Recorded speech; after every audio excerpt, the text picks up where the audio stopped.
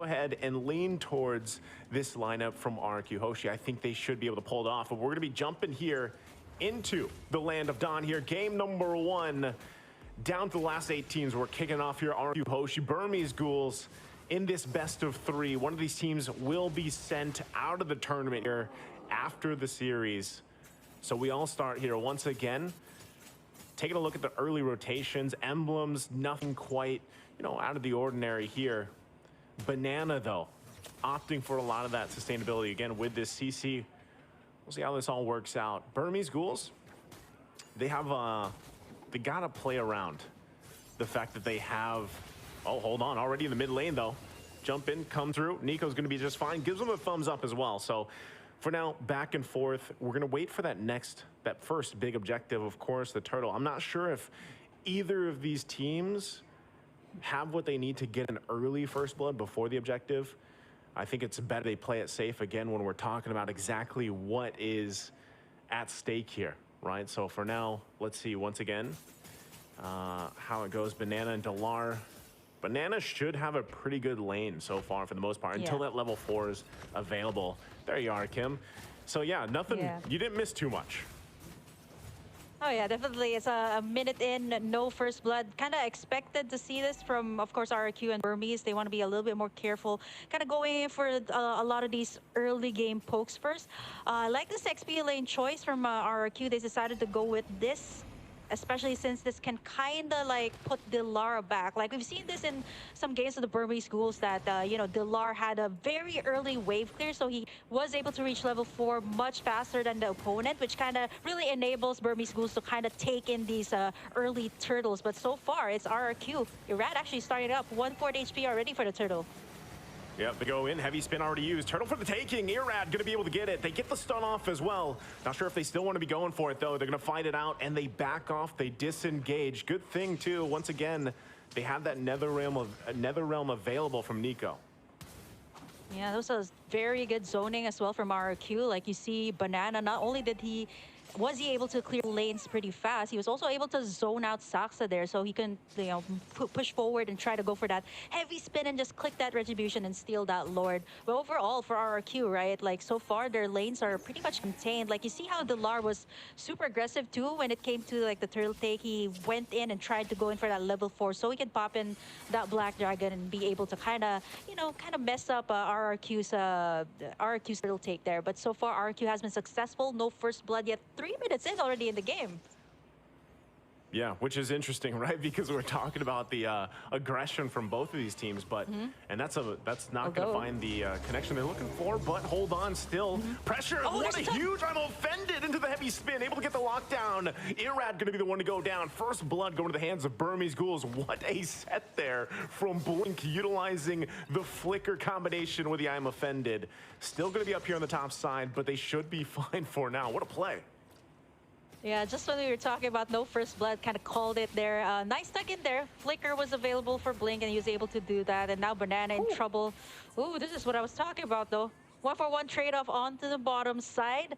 And you see kind of like the aggression of Delar, right? Going right into the turret to make sure that he gets the pick off. But again, kind of nullified since it was like a 1-for-1 trade. Here on the middle side, though, Burmese Ghouls. Brusco setting things up, but not be able to get anything. Burmese Ghouls so far, they got that nice first blood. They got it in 2 pickoffs, but it's still RRQ HOSHI leading, all because of the turtle takes that they've been taking. And not to mention, look at Skylar there over on the top side, actually forcing Stitch to actually go to the XP lane instead. It's a good choice. I mean, a lot of these rotations happening here are very smart on both sides, for the most part. An early game, not anything too crazy happening. You see Blink, if he continues to do that every time the flicker's available to him, is really going to pay off, right, for Burmese Ghouls. That's kind of what they have to do. But Brusco even on the other side, a well-timed Annoying Fury is going to help them out. And not only that, but they have the extra CC available to them with IRRAD's kit. Dragon Form going to come down, still be working for this turtle. Second one, Sox able to secure it, gets a lockdown now on IRRAD. He's kind of stuck between the wall. He'll get taken out by Delar. And there's nothing RRQ could do there. So objective and a kill for Burmese Ghouls. I like how Burmese Ghouls also kind of like knew that Brusco there did not have that flicker, so they were so confident in trying to take down this turtle to the point that the RRQ was just like trying to find the proper setup there. We kind of see the attempts there from IRRAD trying to go in for the Violet Requiem and the spatial migration, but you know, it kind of backfired here onto RRQ, and now so far Burmese schools, they've done a good job of equalizing things out. Brusco though goes in, yeah, jumps in, but look at that again, the sustainability is kind of the way, of course, NetherRealm works. It buys you a little more time, and they're going to be just fine. I'm worried about for the side of Burmese schools though. They have to check Skylar as of the moment. He's gotten all the gold plating over on the top side. Not to mention that he's been pushing the lanes pretty fast. You did mention that this Bruno is a turret shredder, and so far he's been taking this turret down almost to 1/4 HP. They should be able to take this. Great map control here for RRQ. Great space that they've made, especially since they still need to take in the last turtle and possibly the next Lord coming into this game. But so far, gold lead, you don't see anyone leading as of the moment because everybody is so... It's kind of a little bit careful when it comes to all these engages, right? Like once you engage, you don't have that right follow-up. It might actually just be a double-edged sword for your team.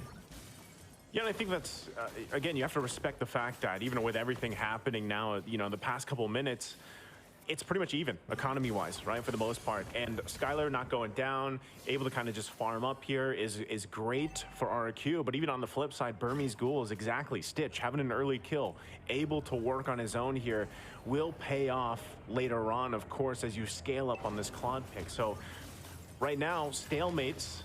Third turtle of the game, though, for the taking here. Both teams getting in position. Only Skylar down on the bottom side, so both teams want to go full force here. The difference maker could be that gold lane, having that available. You can already see in the mid lane, whittling down slowly, but Stitch going to go down bottom. Team's going to be fighting it out 4-on-4 here for this third turtle. Taking it slow. Turret goes down to the bottom side as both gold laners wait there. Turtle's going to reset once again. Still looking for an angle here. Brusco there in the front lines. No one committing just yet. They're trying to feel this out. Yeah, they have to. There's some pressure, though, in the mid lane. They got to deal with it for now. RRQ still in position. But right now, Burmese Ghouls just kind of letting them take control of this space. Blink not going to commit. There's the Dragon form finally going for the initiation. Huge step there from Brusco, though, with the flicker, Minoan Fury. Now they're going to be battling now. Still looking for a kill to fall here, though, as both gold laners trying to make it away. Delar will finally fall. Stitch now joining the fight. IRRAD taking a couple shots. He's almost there, but another knockup comes through as IRRAD falls. It's a double for Stitch, though. But Skylar finally gets a kill as well. And now the mid lane turret goes down next. They find wins on both sides here, but RRQ pulling out just a little bit ahead. Now Soxa, buff can be worked on, and he's deleted by Banana, gets whittled down quickly. And that is tough for them. Stitch now the answer here with Blink still. Banana gonna be able to get away from the I'm offended. Wow, so much back and forth here, Kim. Yeah, we kind of expected this coming out. All-out brawl from the side. Burmese School, big window.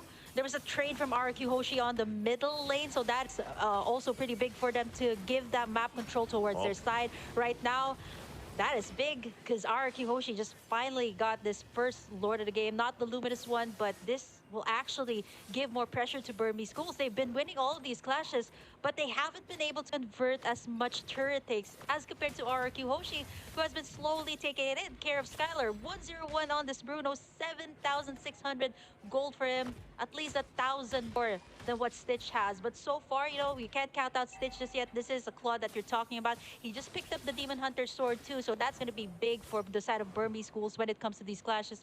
That blazing duet that Stitch has to time up really well. He also has that Purify, so pretty much he's just going to go for the cleanup work here if Burmese Schools decides to go in for the full engage. Okay, and with that, they got the Lord work in here. RRQ now going to go ahead and get these turrets down, move around the map with the space that they garnered themselves. We'll be taking the resources as well on top of it. So Burmese Ghouls once again finding themselves in a troubling position. This round could slip out of their hands very quickly depending on how they deal with this push. It's going to come down once again if Blink can find a setup that he's going to be looking for on this Ruby pick once again. He's kind of the big answer for them. Delar also now at this point with Dragon form has to be really careful on his positioning. Turret now in the mid lane, tier 2 going to fall into focus top side, tier 3. And you can already see Skylar very confidently just kind of poking down what he can. Shield's already taken care of as well in the mid lane. But right now, Burmese Ghouls holding it together on the defense. For Burmese Ghouls and RRQ, what they both have in common right now is the timing of the ultimates. The Nether Realm here, the Blazing Duet. Even for the side of RRQ, the timing here of Brusco's setup. He does have the flicker here. They want to go for the pressure here on the mid side. There's tugged in by Blink. Able to get the pull here, but he's still going to be able to stay alive through it all. Nether Realm comes down too. Dragon Form there to cut him off a little bit. Delar, though, takes quite a few shots. No one goes down in the exchange. Big item picks up as well. The Flask of the Oasis now for Brusco. Sustainability going to be there, and they're getting another turret as well. The jump in from IRRAD finds the Requiem. Now Banana also unleashing. Stitch able to get the kill, but it's Nico that falls. 2 down for Burmese Ghouls and RRQ. Looking to end game number 1 here, working on the crystal. Can Burmese Ghouls clear the waves, keep it together? They find a little bit of room to work with. Blink's the one to fall, but Skylar has so much damage on this Bruno, and that looks like it's going to be it as RRQ takes game number 1. Wow, just when we thought that it could have been at least like a more than 15 minutes game, that was actually a pretty fast game there from RRQ. Both sides are actually, they actually calculated all of their clashes pretty well, right? There was a point that all of them actually used up all of their ultimates, but none of them were taken down. What RQ actually did really well in that final clash was just to have that selective targeting on those heroes, right? Like Brusco was down, yeah, the main one taking up all of the damage, but that actually enabled Skylar and even Octa there with the Nana to be able to get the prime position and kind of burst everyone down while everybody was too busy trying to take Brusco down. Yeah, it's crazy. Again, when you're thinking about that early game, you know, how kind of even it looked, and great setup here in the early game from Burmese Ghouls and Blink, you know, able to pull that through. But the problem was, as much as it was a stalemate from the early portion of the game and it was relatively even economy-wise, it's like a switch just flipped for RRQ at some point, right? And they were able to really kind of make these decisive maneuvers around some of these skirmishes and these team fights that gave them the upper hand.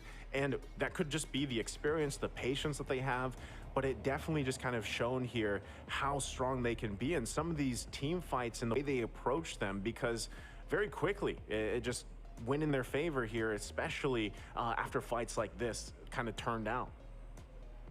Yeah, the problem too here with the side of Burmese Ghouls, once it reached the late game, right?